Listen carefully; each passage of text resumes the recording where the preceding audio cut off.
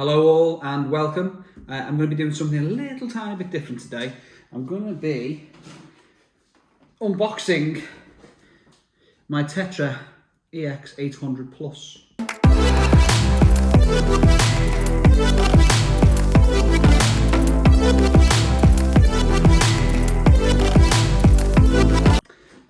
Now, as you already know, I've already got an external filter. So I got one, to be honest, I got it off Marketplace, I got it quite cheap. I knew this would happen. How did I know that would happen? Me cat a beer. Anyway, I got it pretty cheap, so I never went out and had to buy a new one. Oh my days. So as I was saying, I got it pretty cheap, I didn't have to go out and buy a new one. But now I've set up another tank above me tank. I'm going to need filtration. So the idea is I'm going to have two of these running, and I'm going to have one pumping out of one tank into the other tank, and then out of that tank in back to the original tank, so it's a constant flow of water. The idea behind this is, well, I'm going to put a pet lobster in there. I'm going to go and rescue one from the local market, hopefully we don't get locked down. If we do, I'm going to fill it with crabs. I'm going to put males and females in there and a temperature change, and I'm going to see if I can get them to pop and peel under my shed conditions, basically. So I thought, why not do a review on this, because some people would like to buy one, some people wouldn't, some people don't know what they're buying, i.e. me. When I first bought one, I didn't have a clue what I was buying. I was just told that I could do with having one, because obviously I've got a sea tank from the River Mersey, and it's not manufactured salt water, it's actual salt water. And basically this goes through all its stages of filtration, and it creates its own ecosystem. Like, I haven't done a water change on my tank now for probably 3 months, and the fish are doing brilliant in there. I've actually got ragworm growing, and mine's slightly different, the one in the shed. I've got like a stony substrate, like a sandy one at the bottom, and I've got ragworm growing in it, which is really good. So what we'll do is we shall open the said box, see what's inside. Basically, this review is going to see how sturdy it is, see if it's fit for purpose for you. This one I bought from the range, and it cost me, I think it was £99, so just a little under 100 quid. Now, I know some of these set you back a few hundred, so, and I also think it's a little bit bigger than I need, but I went for the bigger option. So, box, nice and shiny, coated in plastic, unnecessary, but it is what it is. Right, so we open it up, we have our instructions. Now, being a male, I don't read them. Well, no, I'm going to joke, I need to pick that up, because I will need the instructions, but yeah, anyway, joke gone wrong.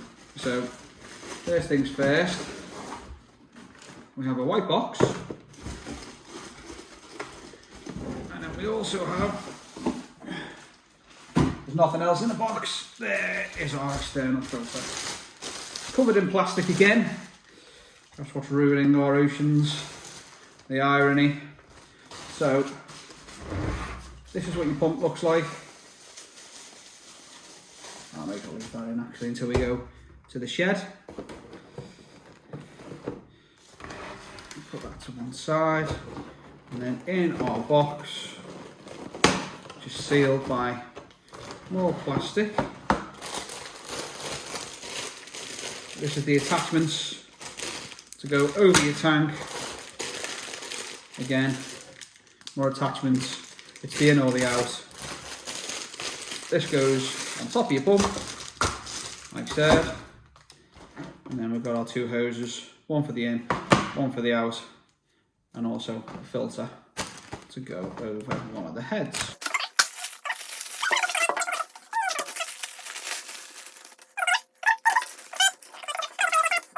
That goes on there. That goes on there. Whoop, whoop, whoop. Whoop.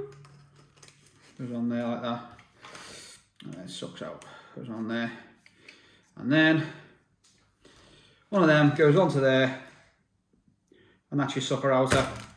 You can obviously change how deep it goes in, and then that will go onto this but I just actually want to see how sturdy we are. Nice clips, do the job.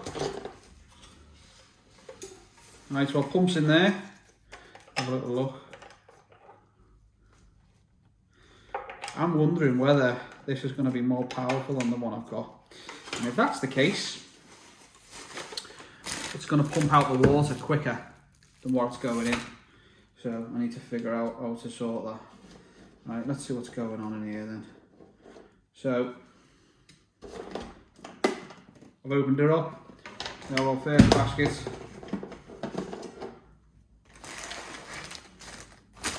More plastic. Go away, plastic. Right, these are our substrate trays.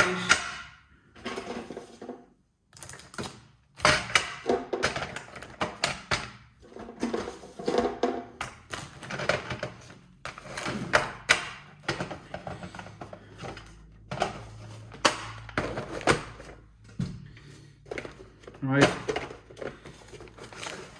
So there we have our 4 substrate trays for our various filtration. So we'll do them in 1, 2, 3, 4.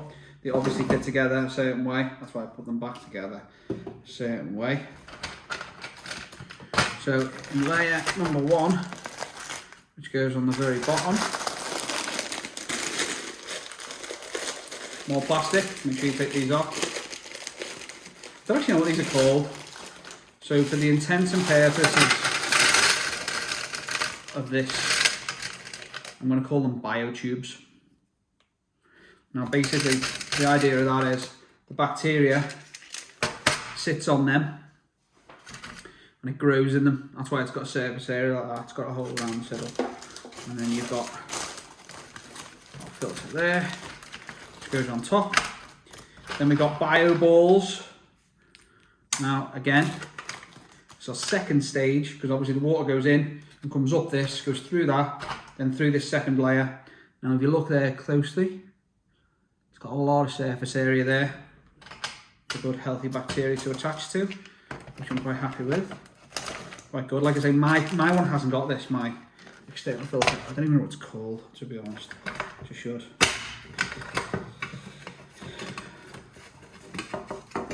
Third stage. We have our 2 meshes, which I might, to be honest with you, put a thinner mesh in. And then our final layer, we have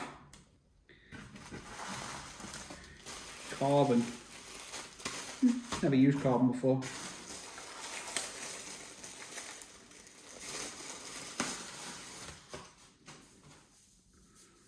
Now carbon, which I've never used before. So I'm going to do a little research on the carbon, and I might or I might not stick it in. And again, got another net there, and then a really fine mesh to get it there. Right, and then that goes on top. There should be the carbon in that, but like I said, I'm going to look into it. So that goes onto there. That then, that should be a lot easier to go in. Ooh. So, first things first, don't do that, what I've just done. Put them in one at a time, which is really annoying actually. The other one not like that, you can pick them all out at once. So they all go together like so. That on the top.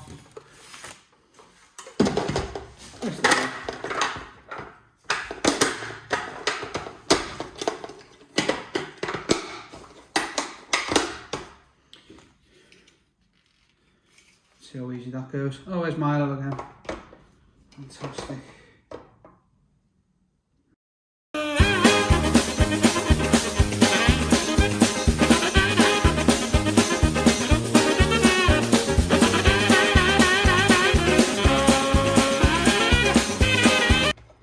There we go. Don't need to read instructions. And just like that, we're in the shed.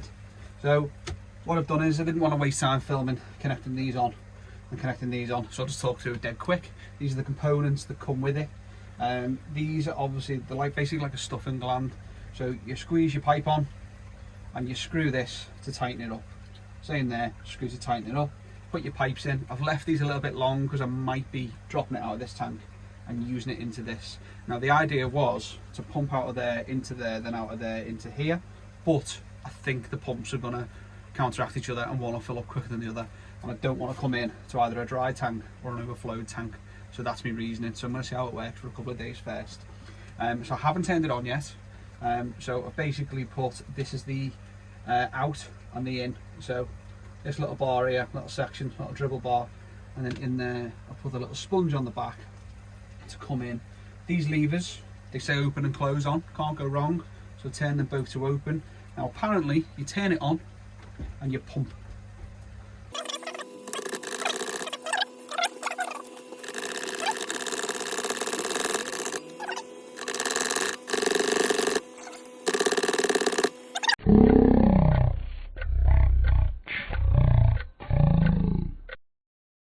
There we are, properly primed, job's a good one. And as always guys, thanks for watching, and if you like the content, don't forget to like, comment and subscribe. Thanks again, see you soon.